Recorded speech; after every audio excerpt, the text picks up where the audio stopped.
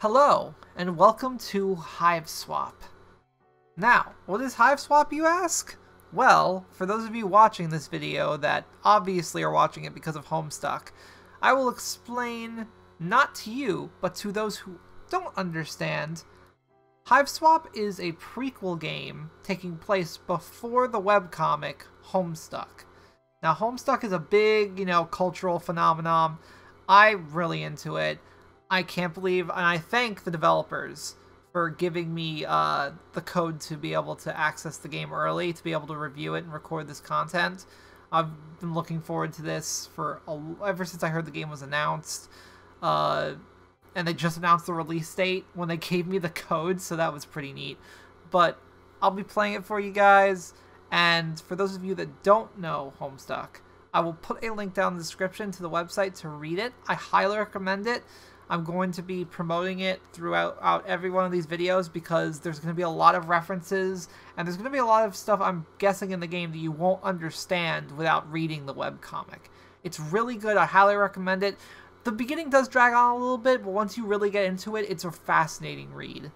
But anyway, we'll start, do what we're supposed to be doing. Let's actually start the game. So hopefully, it lives up to the legacy that was left behind by the comic, and I've seen a lot of good things about this, so let's start.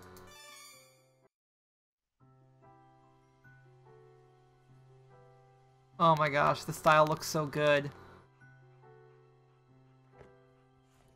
There's something that's so charming about this simple, like, MS Paint style that they perfected.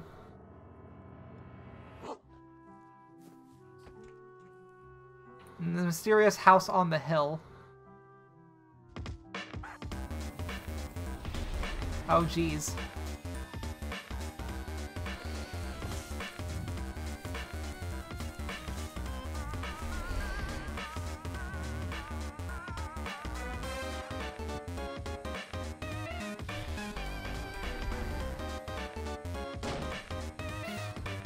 Go, Joey, go!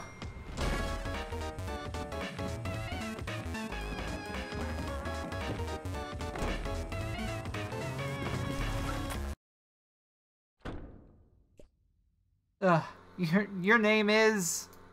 Sorry, you're gonna need a minute.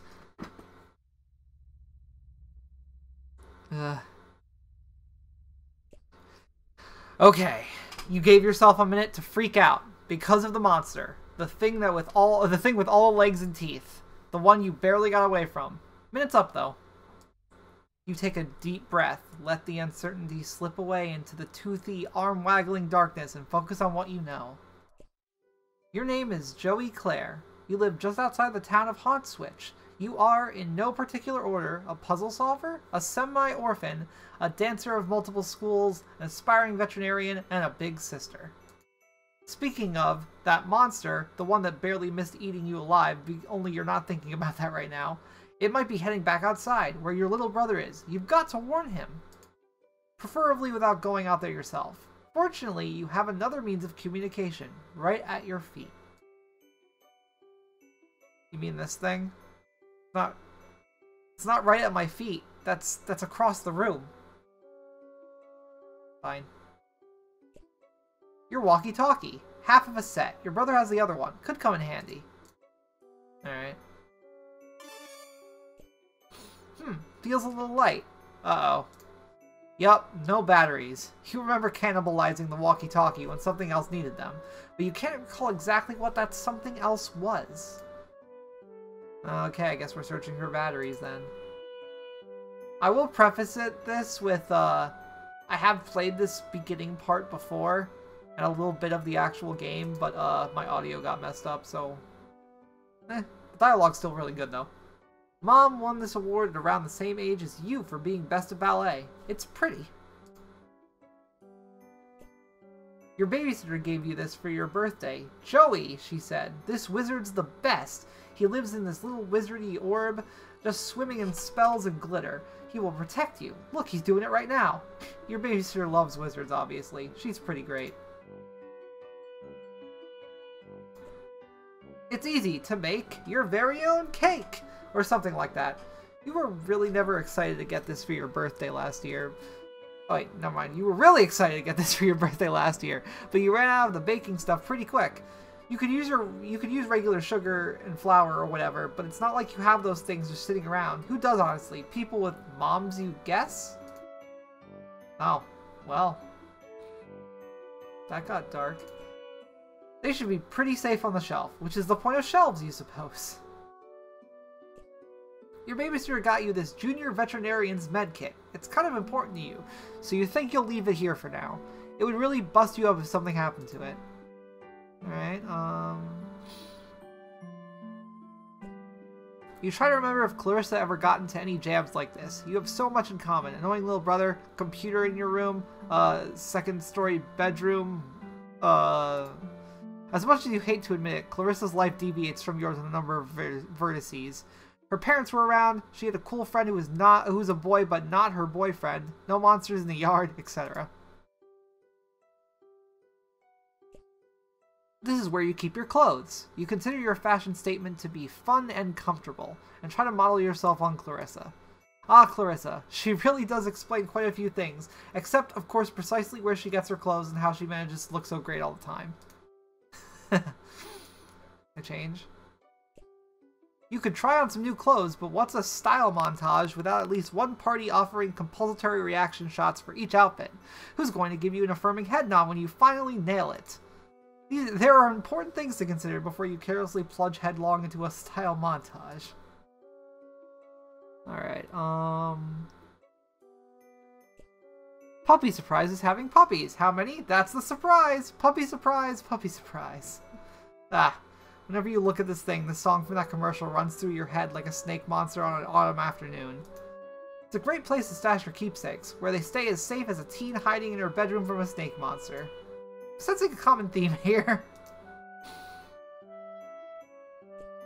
You reach inside the expectant plush canine, and Puppy surprise is having puppies. Oh, okay. She actually came with 5 puppies, but you gave 2 away to make room for other stuff. You don't know anybody else who got 5. Some kid from school got 4 in hers, and she wouldn't shut up about it for a week. You're not one to brag, but yeah, you walked with a little spring in your step for a while after birthing that quintet of pups. Maybe 5 puppy people are just cut from a different cloth. Ah yes, no one would ever think to look for your precious diary key inside a plush mother dog.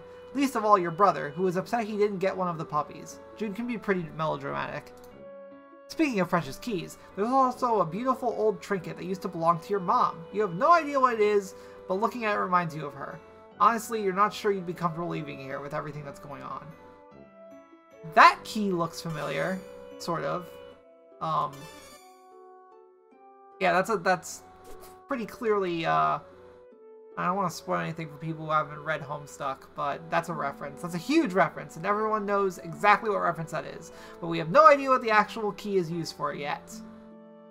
We might find out, like, in this game, obviously. But one day you hope to be a veterinarian. Then you can be the one caring for your fuzzy-faced baby critters. Oh, for fuzzy-faced baby critters. So when someone catches you in the act of snuggling them all and tells you to take a hike, you can flash your vet badge and say you're here on professional medical business. Then they'll have to take the hike, not you. Oh, okay, same thing. Hey, a computer. Your modem always makes a mighty racket logging you on. Probably not worth riling up any hallway snakes to surf your sites right now. It's not like there's much new to see. Anyway, you're sure that Jude would have let you know if anyone in your web ring had updated their sites.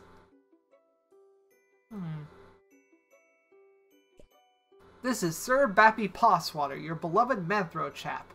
You tend to his fussy whims and needs when you have trouble to imagine what they might be. What a daring dream, to combine the finest qualities of the animal kingdom with the nobility of humanimals. Wait, you mean humanity. Anyway, Sir Boppy Pawswater will have to tend to his own fussy whims and needs for a while. You've got a lot of crap on your plate right now. Okay.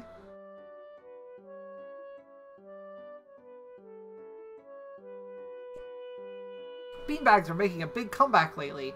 It beats sitting on the floor, and that's all you can really ask of a beanbag. Alright, what else do I have to click on over here? Oh, we'll look out the window.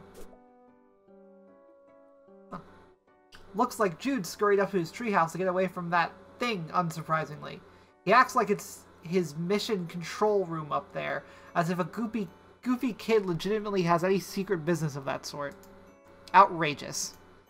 You're not allowed up there, he says, to which you reply you'd rather step on a rake than set foot in his rickety little nerd hut. You school him so often, you really should be pulling in a teacher's salary. Remember when you were raking up those leaves? Your dog knocked Jude over, and you laughed, and then everything turned to monsters. Ah, memories. What else? Yikes, more of them? Gentrification is a real monster. Blistering social commentary aside, you sincerely hope you and your brother aren't killed and eaten by these eyeless horrors. Yeah, what's with these eyeless horrors? Poor puppy. If that icky snake thing hurt her, well, you'd use your budding veterinary skills to patch her up and make it all better. But you'd also be very angry. Right now, she doesn't seem to want to come out of her doghouse. You don't blame her.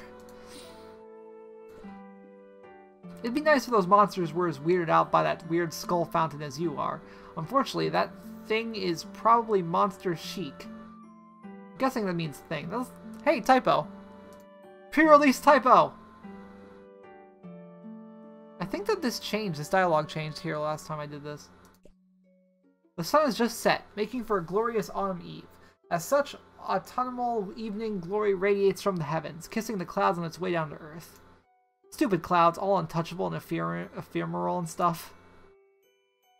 Anything else I can click on? No, I think that's it. Alright, let me come back here. Ooh. This game is only available in Japan, but there's this kid at school who says his uncle works at a games company, and he says he gets to play all sorts of secret games before they even come out here.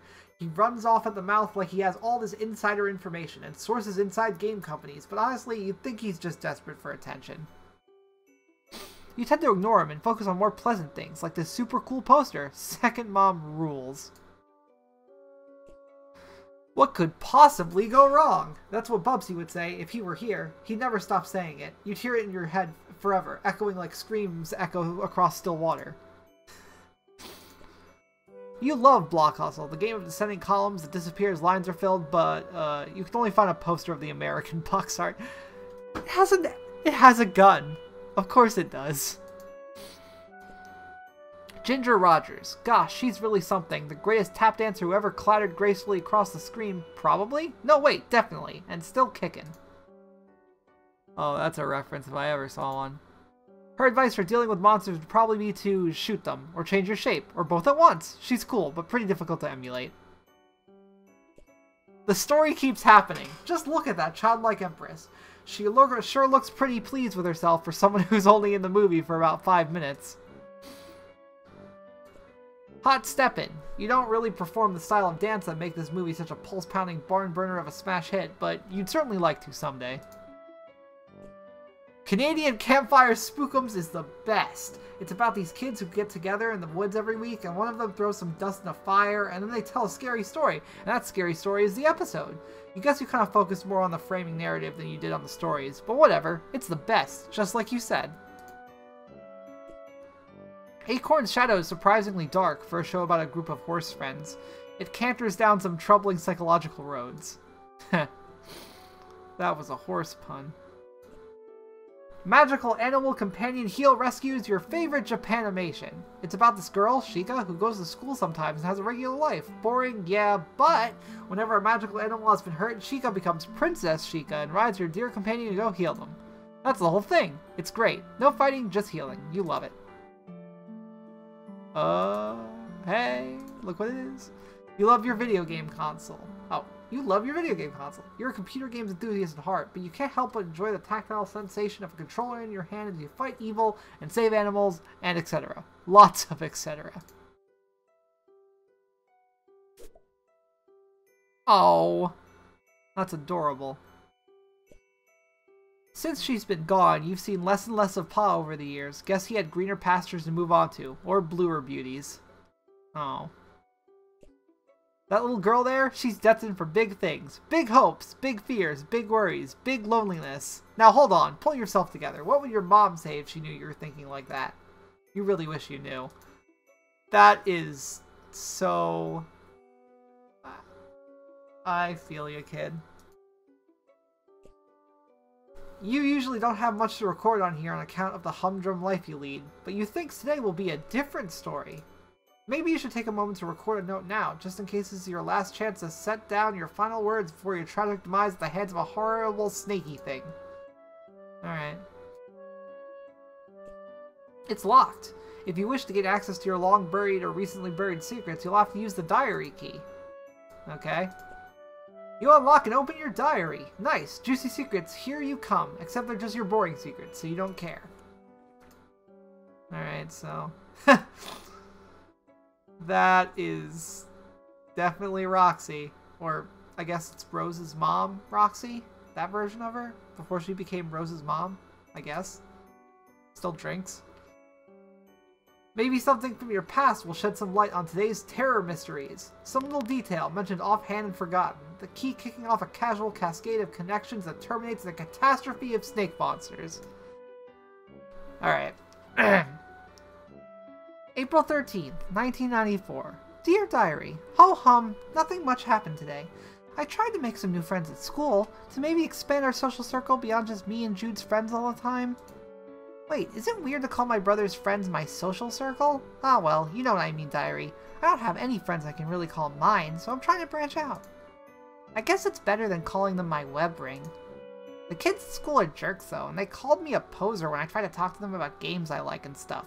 Between you and me, I think a bunch of the kids at school might be evil? Geez, now I'm sounding all paranoid like my brother.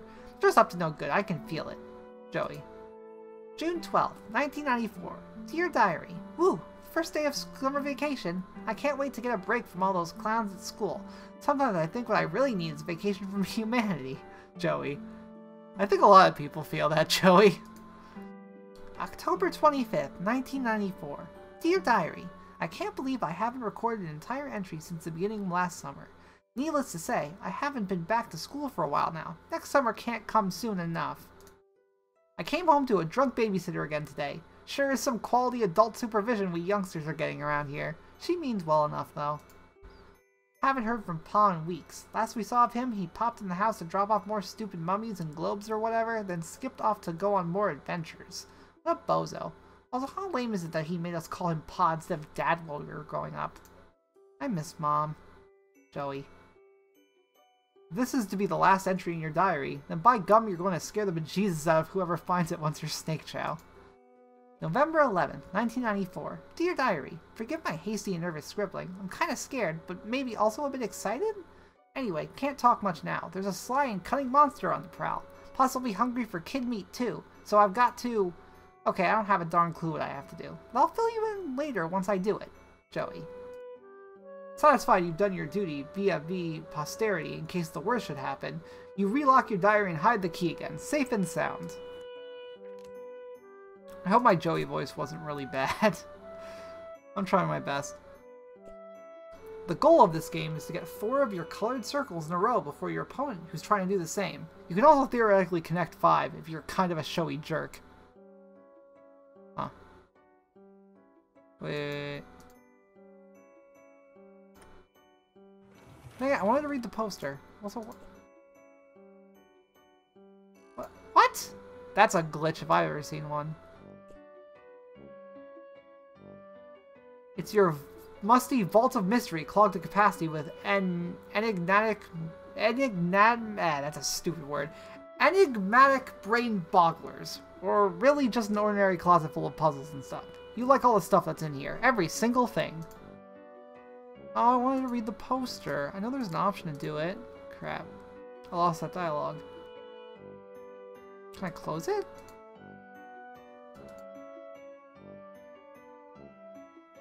Alright. You really get a charge out of this game. It's kind of bossy, though. That's... Oh, right. That's where you put the walkie-talkie batteries. You'll just take them back out. Okay, one more game for old time's sake first. Jude's probably fine.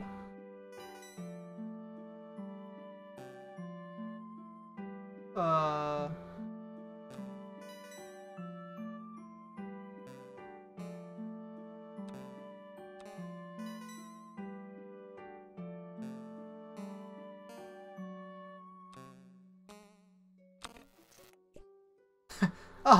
looks like the green button isn't working. Well, nostalgia satisfied. Might as well scavenge his batteries.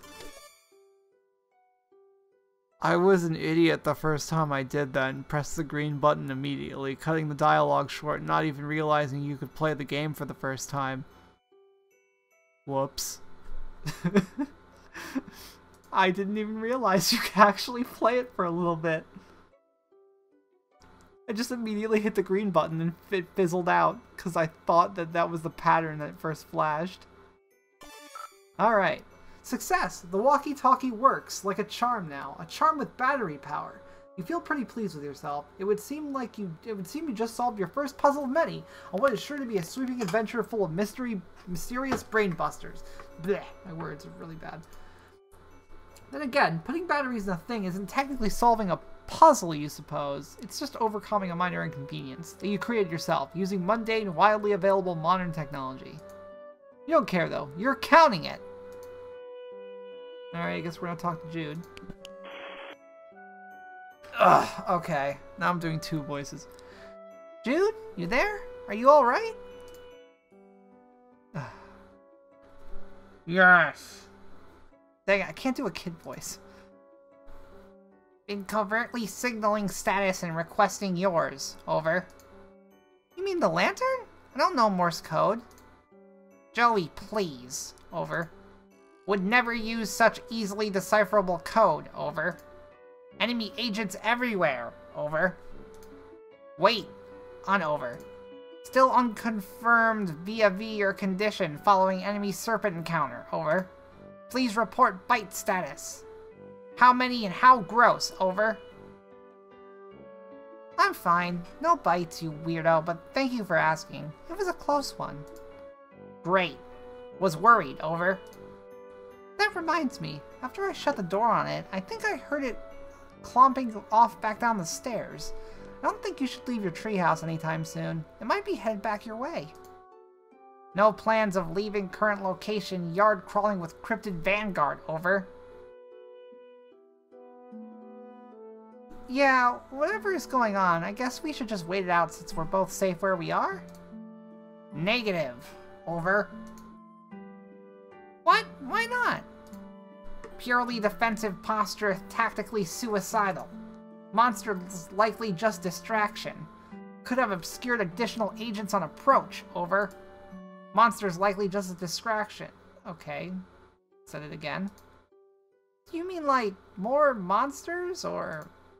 Can't discuss on unsecured channel. Can't be certain who's listening. But evidence points to an Antares-class conspiracy cascade. Over. All of the options are just like, what? Okay. What? Whoops. What? Over? Relieved you're taking this seriously. Are you totally prepared to begin forward operations? No going back now, Joey. Over. I was making fun of you, dweeb. I'm not going anywhere. Trust crucial on the battlefield, Joey. Hoping presence of monsters has tipped equation away from typical skepticism. Over. Okay, that's fair. Okay, what do I need to know? Your current position not secure. Large yard-facing windows. Location compromised to enemy. Situation rapidly deteriorating. Must abscond to attic, Joey. Over. The attic? Yes, the attic. Strong door. Well stocked with tactical material. Take left out of bedroom, go upstairs. Highest room in house. Over. I know what the attic is, Jude. It was just a weird suggestion. What else is new? More inscrutable rambling from my treehouse lunatic brother. Don't understand. You sounded confused. Trying to help. Over. Call the cops? Negative. Must assume local law enforcement compromise. Oh, right. 911 blocked our number after all your prank calls. Drills! Not pranks! Xenomorph incursion preparedness drills. Oh my god. Look. Failed miserably by Fat Cat Xenomorph collaborators of Haunt-Switch PD. Jude. On our own, as a house, as a species, over. Jude, I'm not gonna go to the stupid attic, okay? I'm sorry for being mean. Do you have your weapon, over? What weapon? You mean my old weapon? What for? Serpents swarming everywhere, over. You want me to fight them? With a flashlight? Don't blame you for being nervous with high concentration of serpent presence. Must be brave. Your brother believes in you and knows you can beat the serpents, over. Stop saying serpents. Do you recall where your weapon is, over? Yeah, it's in the closet. Understood, all set then, over. No, I mean the hall closet. Crap! Over. Yeah, well, I guess I'll have to take your word about all this. You are sure about all this, right? Absolutely, extremely certain, over. Over and out, Squirt. Alright, well, guess we know where we're going next time. Alright, so I'll see you guys on the next part. Hopefully my voices aren't that bad. I'm not exactly a professional voice actor, but I'll try my best. I thought they worked. But anyway, I'll see you guys next time. Thanks for watching.